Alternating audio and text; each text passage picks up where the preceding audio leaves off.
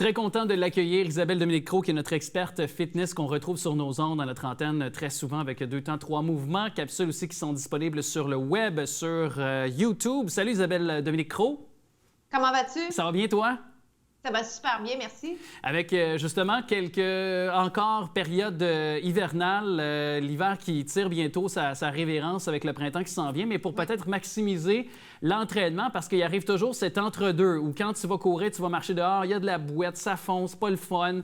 Fait que trouvons des alternatives pour au moins rester en forme pendant cette période-là qui s'en vient, qui s'amène. Et tu nous suggères quelques activités pour l'instant et dans un premier temps, le patin et le ski, c'est ça?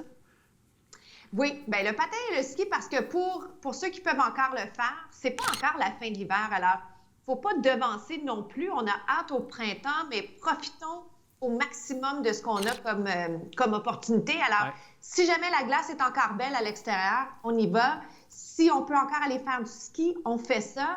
J'avais 2 mouvements en tête que vous pouvez faire avec ou sans enfants à l'extérieur, un peu ludique. L'idée, c'est de bouger, pas de se prendre trop au sérieux, puis laisser passer les semaines qui vont être un petit peu entre deux.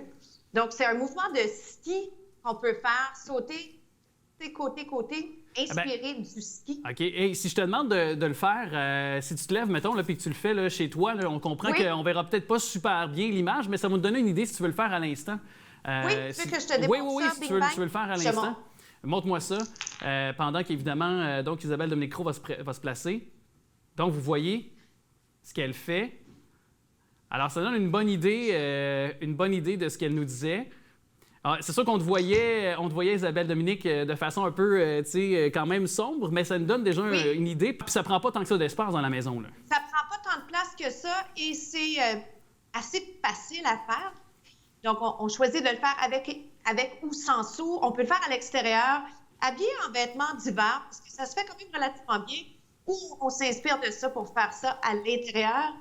Et je dirais qu'avec les enfants, c'est beaucoup plus plaisant parce que eux rendent tout ludique, puis le temps s'arrête parce que c'est sous forme de jeu plutôt que de se dire « Ah là, je dois le faire absolument ». Puis, mine de rien, on vient souffler. Oui, c'est ça. Même une fille qui est en forme comme toi. Et des jumping jacks, pourquoi pas le faire quand tu parlais de rendre ça ludique, de faire, je sais pas, un bras croisé, un bras derrière le dos, je sais pas, réinventons le jumping jack ou faisons-le en version nouvelle, pourquoi pas, hein? Oui, réinventer. Puis des fois, je trouve que le jumping jack, c'est une des poses qui est le fun à faire en capture d'écran, pour aller mettre ça sur Instagram. Un saut dans les airs, c'est cool à l'extérieur. Ben oui, puis tu fais un TikTok. Tu fais un TikTok, tu fais un événement, tu crées quelque chose et pour vrai, c'est le fun. Puis avant qu'on ait cette belle photo magnifique, il faut le refaire plusieurs fois, on va dire. Puis pendant ce temps-là, on se pratique. Puis après ça, on a une belle photo qu'on partage avec les gens autour de nous. C'est chouette, c'est le fun. Il faut trouver ses façons. Oui, c'est ça, exact. Tu vois. Oui, et je vois les caméramans qui rient de moi aussi derrière. Daniel et Daniel. C'est pas grave. Et également, glisser, justement, parce que on sous-estime, mais glisser, c'est quand même un sport. C'est quand même pour le corps. Ça demande quelque chose, un peu, un apport d'énergie, là. Puis je te dirais, la partie glisser, ça va encore, c'est de remonter. En courant. Et si on le fait quand même à répétition, dépendamment aussi de la montagne qu'on choisit de monter, c'est super le fun. Puis je te dirais, cette année, j'ai découvert la roulade. Parce que j'ai un petit de 4 ans et il fait ça à répétition. Puis moi, quand j'ai pas mes pantalons de ski, j'ai pas envie de le faire. Fait qu'il faut toujours être bien habillé pour l'occasion, ce qui est déjà une leçon en soi. Mais de se garrocher, de rouler comme ça, c'est ludique, c'est chouette. On oublie vraiment tous nos soucis, on remonte la pente, on refait ça. Et les petits vont faire ça là, à l'infini. Eux, il n'y a pas de raison pour eux d'arrêter parce qu'ils ont vraiment sincèrement du plaisir. Et ce plaisir-là devient un plaisir partagé parce que, leur visage, c'est magique pour eux.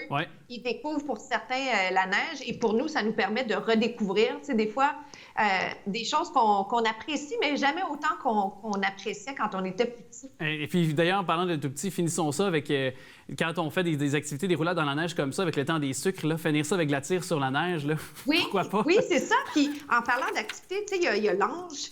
Après, post-entraînement, quoi de mieux que de se laisser tomber dans la neige puis de faire des petites formes ou aller faire un bonhomme de neige avec la neige qui reste. Ça dépend de où on est situé. Et est-ce que d'ailleurs, ça paraîtrait peut-être une question qui paraît un peu niaiseuse, mais d'être dans la neige, d'être sur la surface de la neige, de ne pas être complètement au sol.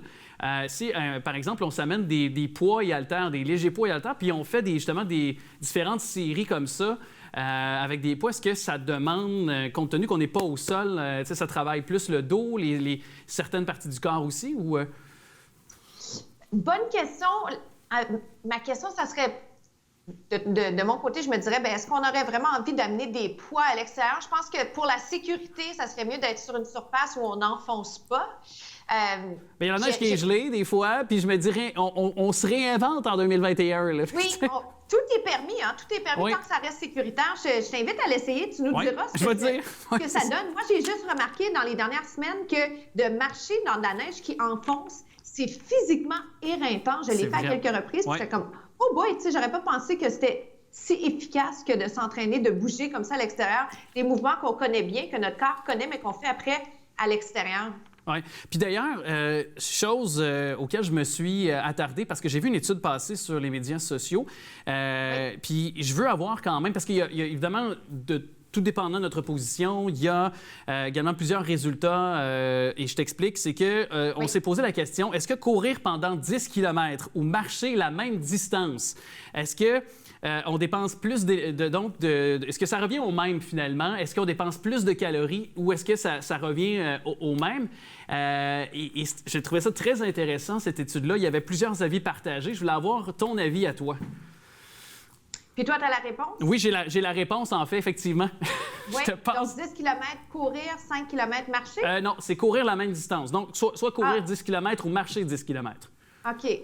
Selon toi, qu'est-ce qui dépense le plus de calories, ou du moins qui, en termes d'apport bénéfique pour le corps et donc d'énergie dépensée, qu'est-ce qui pour toi, tu penses? C'est une question piège parce qu'il y a plein de choses à considérer. Hein? D'emblée, c'est sûr qu'on a toujours l'impression que la course, ça rapporte plus au niveau dépenses caloriques.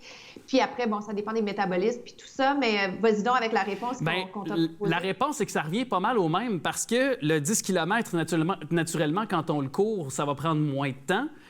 Mais c'est la mécanique de la course qui fait qu'on dépense plus d'énergie. Donc, évidemment, on n'est pas sur une surface plane, dans le sens qu'on soulève nos pieds. Il y a toujours un pied qui est dans les airs. Ouais. Donc, c'est vraiment la mécanique de la course qui fait qu'on dépense donc quand même plus d'énergie. Mais en termes de calories, c'est environ la même chose parce que marcher va nous prendre plus de temps sur un espace-temps. Okay. Donc, en bout de piste, on va avoir à peu près la même dépense de calories. Là. C'est vraiment j'étais ébahi de ça, mais la plupart des différentes études qui se sont penchées sur cette question-là en sont arrivées à ce résultat-là. Il y a peut-être quelques centaines, une centaine ou 200 peut-être calories qui diffèrent, mais pour le résultat, c'est environ la même chose. Donc, j'ai trouvé ça très intéressant et surprenant.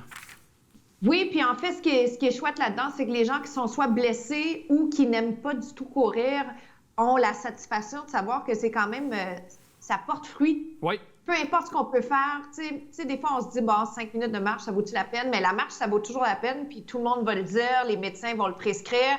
Il faut sortir, marcher, faire le plus d'activité possible. Alors, tant mieux si les recherches sont en train de confirmer qu'effectivement, ça peut ramener à des résultats très, très similaires.